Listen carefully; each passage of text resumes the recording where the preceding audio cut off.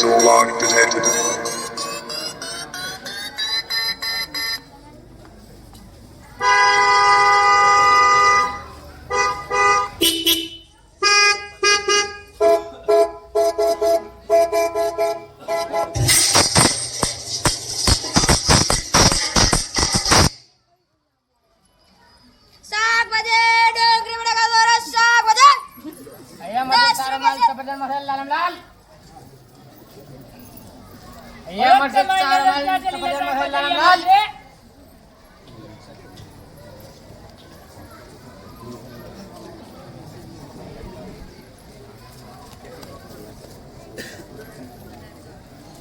Mummy, તમે શાકભાજી માટે ઓર્ડર કેમ આપતા નથી? અરે દીકરા, શાક માર્કેટમાં શાકભાજી તાજા મળી જાય છે અને એનો રેટ પણ સારો મળી રહે છે. જંક ફૂડના બદલે તમારે બંનેને શાકભાજીને ફરજ ખાવા જોઈએ. ડોક્ટર સાહેબ. માં, હું જંક ફૂડ ખાઉં કે શાકભાજી? હું તો બીમાર જ રહું છું. શું કહો છો ડોક્ટર સાહેબ? ડોક્ટર હોવા છતાંય પોતાના દીકરાઓની તો સારવાર કરી શકતા નથી તો બીજાની તો શું કરતા હશો? અરે ઘણા પ્રયત્નો કરી લીધા પોતાના બાળકો માટે, પણ અવસ્થામાં ચરબીની કમી છે એટલે કંઈ સારું જ થતું નથી. તો પછી શું કરવું છે? લોકો ટોના મારતા રહેશે. ડોક્ટર હોવા છતાંય પોતાના દીકરાઓની તો સારવાર કરી શકતા નથી. તો હવા પાણી બદલી જોઈએ, કંઈ સારું થઈ જાય ને. ઠીક છે, ચાલો આ વીકેન્ડમાં કેક જવાનું ગોઠવીએ. હું હમણાં જ પૂછી લઉં છું. કોને? મારા ગૂગલ બાબાને. Hello Google, please find best natural destination in Indian. મળી ગયું? હા, મળી ગયું. ચાલો.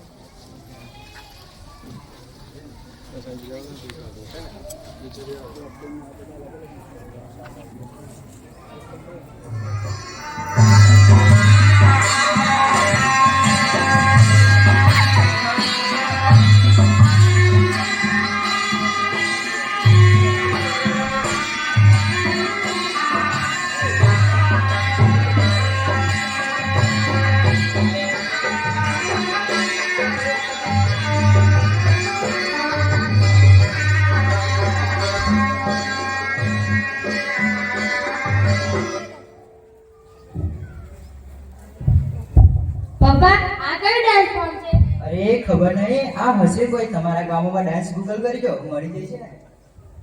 મમ્મી, તમને ખબર છે જ્યારે તારા પપ્પાને ખબર ન હોય શકે તો મને ક્યાંથી ખબર હોય શકે? એ સોનું, હા મોનુ, થઈ જાય. હા થઈ જાય. શું? રીલ. આ રીલ? અરે પપ્પા, ઇન્સ્ટાગ્રામ રીલ. તમે ફોન આપો. મમ્મી, તમે પણ આપો તો વિડિયો બનાવજો, હું ફોટા પાડીશ.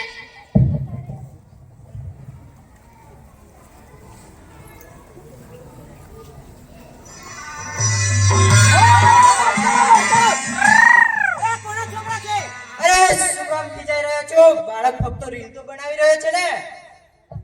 અરે તમારા લોકોએ તો ઠેસ લેવું જોઈએ.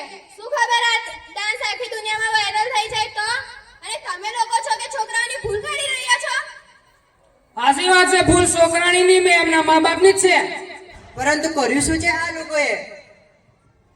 હું કર્યું છે એમ ઓમને નહીં સમજાય. જો ભારે તો ફોટા પાડે છે જ્યારે અલગ જ દુનિયાથી આવી ગયા હોય. ફૂલપતાન નદી પર્વત અને જમીનના અંતરના ફોટા પાડે છે. અરે જવા દો અમને, અસલી દુનિયા છોડીને નકલી ફોટામાં ઝાડફોન જોઈને ખુશ થતા રહે છે. આ બુદ્ધિઓ કરના આપણને તો જાણે અજાણ્યા સમજી રહ્યા છે.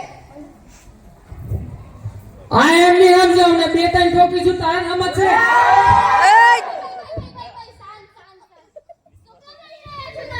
સર્વા પૂજા જેવા શુભ દિવસ પર આ લડાઈ ઝઘડા યોગ્ય નથી. જ્યાં પૂજા થતી હતી ત્યાં જ ખાખરા પહેરીને આવી છે. માસ્ટર સાહેબ, આ શહેર સપાટા કરનાર લોકો અમારા જળ જંગલની ઇજ્જત કરતા નથી, ખોટી ઝઘડો કરે છે. થોભો હું વાત કરું છું. અરે શહેર સપાટા માટે નથી આવ્યા, બાળકોની તબિયત ખરાબ છે એટલે સારું થવા માટે હવા પાણી બદલવા માટે આવ્યા છીએ અમે.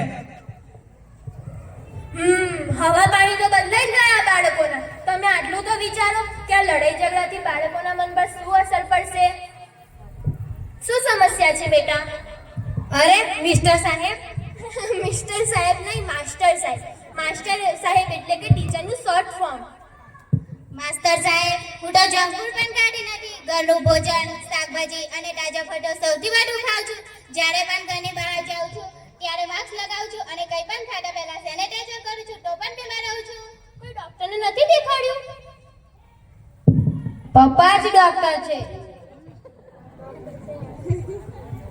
You can, it is lifestyle problem.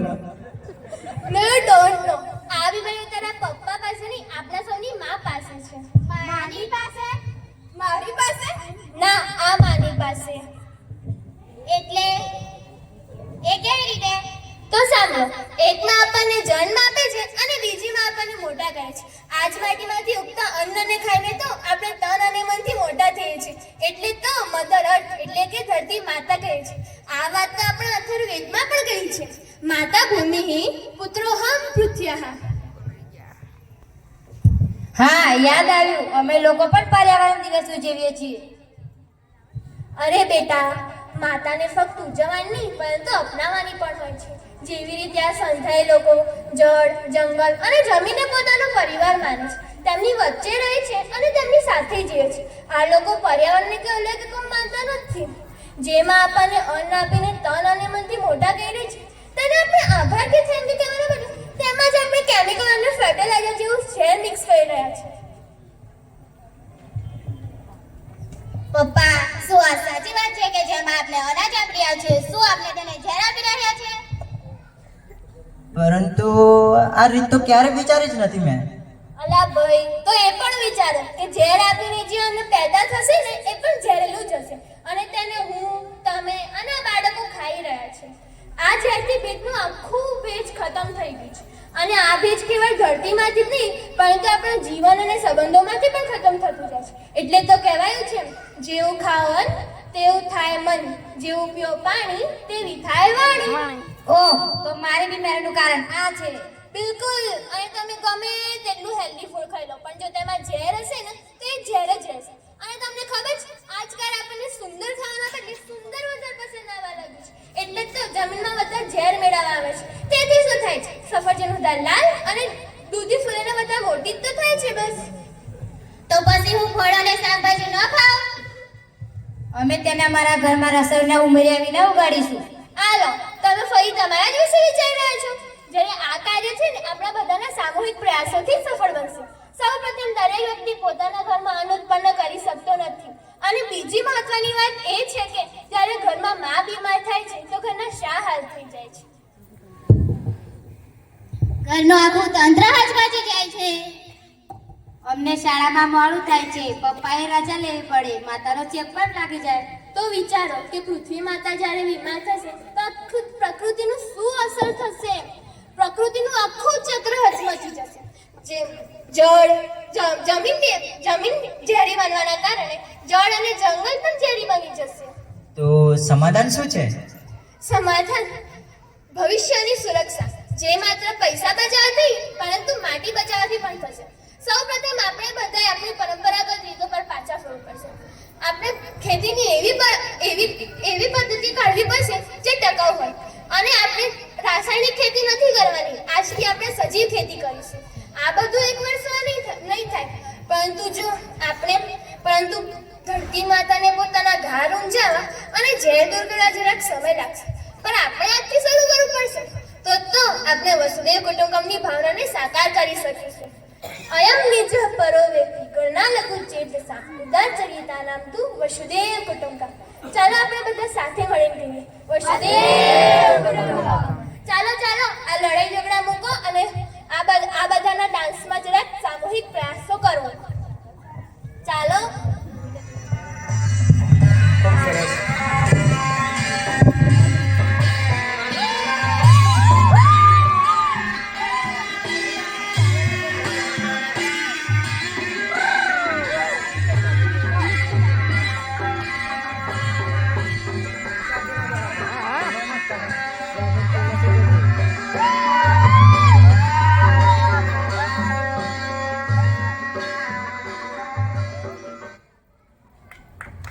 સરસ, ખૂબ સરસ. વિદ્યાર્થીઓ માટે જોરદાર આપણે તાળીઓ વધાવી દઈએ. આપણે સૌ ફરી એકવાર કરીને નમ્ર વિનંતી જેમ અધિકારીશ્રીઓ પોતાના સ્થાન પર ઊભા થયા છે, આપણે દરેક જણ પોતાના સ્થાન પર ઊભા થઈને બાળકોને વધાવી